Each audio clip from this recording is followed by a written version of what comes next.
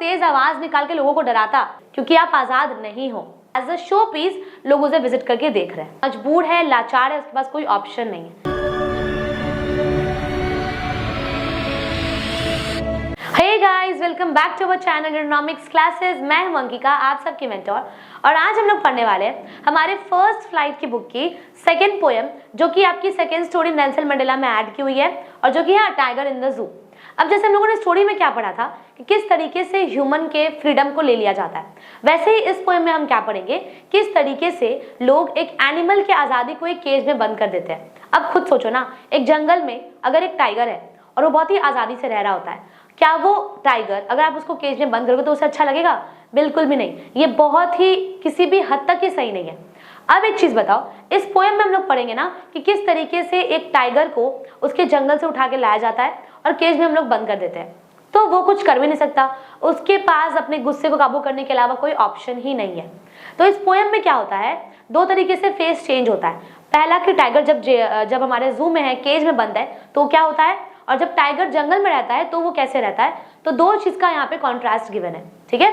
अब बिना time waste किए पोएम को शुरू करते हैं। और एक बहुत इंपॉर्टेंट चीज ये कि हमारी बहुत सारी वीडियोस में, यानी कि आप मान के चलो कि सारी ही वीडियो में पुरानी पोस्ट की हुई सारी वीडियोस की लिंक ऐड की हुई रहती है, तो आप लोग वहां से जाकर देख सकते हो। और एक बहुत इंपॉर्टेंट चीज कि डिस्क्रिप्शन में हमारे नोट्स ऐड किया हुआ रहता है, जो कि फ्री है, वहां से डाउनलोड करके आप लोग पढ़ सकते हो। चलो शुरू करते हैं हमारा poem a tiger in the जू। अब देखो पहले पैराग्राफ में क्या लिखा है, He stalks in his vivid stripes। तो जो टाइगर है वो अपने स्ट्राइप्स को बहुत ही घूर रहा है, ठीक है। अच्छा, यहाँ पे हम लोग पढ़ेंगे कि टाइगर जो है वो कहाँ पे है, जू में है, केज में है, ठीक है। अभी वो कहाँ पे है, केज में है, okay. The few steps of his cage. अब खुद सोचो ना, एक केज कितना ही बड़ा होगा। जंगल में तो बहुत आजादी से घूमता था, आजादी से यहाँ पे शिकार करता था, लेकिन केज कितना छोटा सा है, ठीक है। तो उस छोटे से केज में उसके पास वो कितना कदम चला पाएगा, मैक्सिमम 1 से 2, ठीक है। तो वही बता रहे हैं कि केज में उसके पास सिर्फ फ्यू स्टेप्स ले सकता है, ठीक है। देखो, on pads of velvet quiet in his quiet rage. अब यहाँ पे कंपैरिजन किया जा रहा है, ठीक है।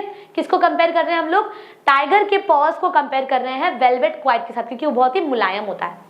इन हिज क्वाइट रेज, अब वो उस केज में अपने गुस्से को काबू करना पड़ेगा उसको, क्योंकि वो गुस्सा दिखा नहीं सकता, क्योंकि वो एक केज में बंद है। यही अगर वो जंगल में रहता तो दांत निकालता, लोगों को डराता, लेकिन क्योंकि वो केज में बंद है इसलिए वो मजबूर है, वो कुछ कर नहीं सकता।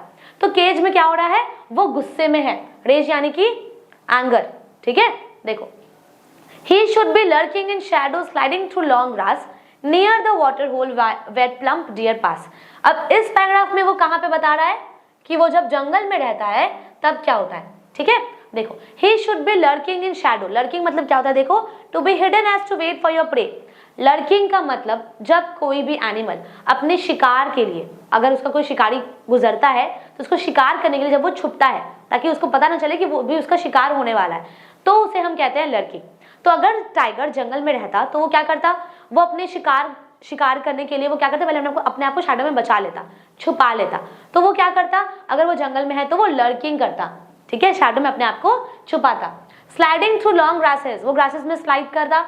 Near the water hole where plump deer pass, water hole के सामने जहां पे एक क्या लिखा हुआ देखो, वेयर प्लम्प डियर मतलब कि मोटा डियर पास करता, और वो जो हमारा टाइगर है वो उसको हंट करता, उसको शिकार करता, उसको खा जाता, क्योंकि यहाँ पे जो डियर है वो उसके लिए क्या होता, एक प्रे होता वो उसके लिए, ठीक है। तो क्या बोलते हैं कि अगर वो जंगल में रहता तो वो शिकार करता, चिल्लाता, ठीक है, अपने आप को छिपाता, ग्रासेस में रहता, ठीक है।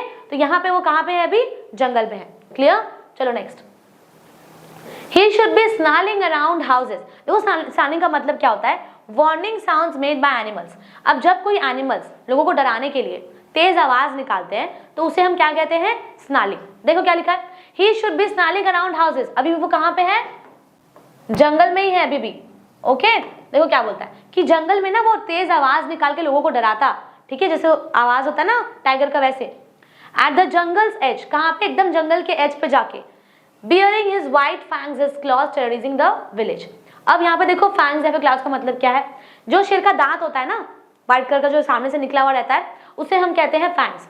तो क्या बोलते हैं यहाँ पे कि वो टाइगर क्या करता, जंगल में रह के स्नार्लिंग करता, मतलब कि डराने का आवाज निकालता अपने दांतों को बाहर निकाल के, और विलेजर्स को टेररिज्म करता, मतलब कि डराता, ठीक है।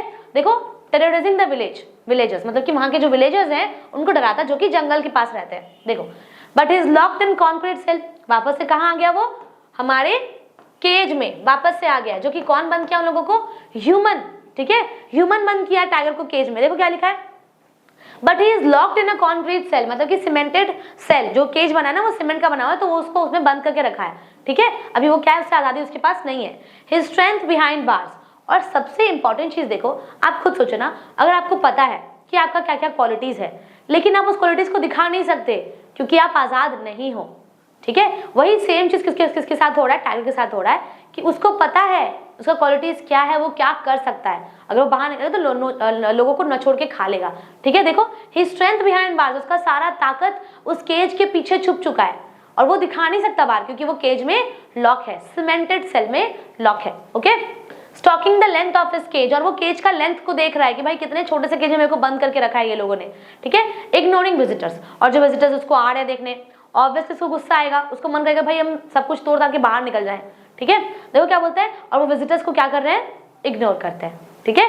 देखो he hears the last voice at night, और वो आखिरी में उसके साथ क्या हो रहा है कि वो रात का आवाज सुन रहा है जो कि आखिरी आवाज है। देखो द पेट्रोलिंग कार्स की आवाज सुनाई दे रही है उसको, and stairs with his brilliant eyes, और अपनी आंखों से वो किसको घूरता है, एट द ब्रिलियंट स्टार्स, तो वो अपनी आंखों से ब्रिलियंट स्टार्स को घूर रहा होता है। तो यहाँ पे इस वक्त कहाँ पे था वो, वापस से केज में ही था, ओके। सॉरी, देखो तो हम लोगों ने क्या देखा इस पूरे पोयम में कि एक वक्त पे जो टाइगर जंगल में रहता है, ठीक है, वो एक वक्त पे शायद उसको लोग अपने मजा मस्ती के लिए उसको केज में बंद भी कर दे, ठीक है। तो इससे हम क्या कर रहे हैं, कुछ नहीं जा रहा, हम लोगों का कुछ नहीं जाता है, एनिमल के साथ क्या हो रहा है कि उससे उसका आजादी जो है वो ले लिया जा रहा है, वो अपने क्वालिटीज को बाहर नहीं दिखा सकता।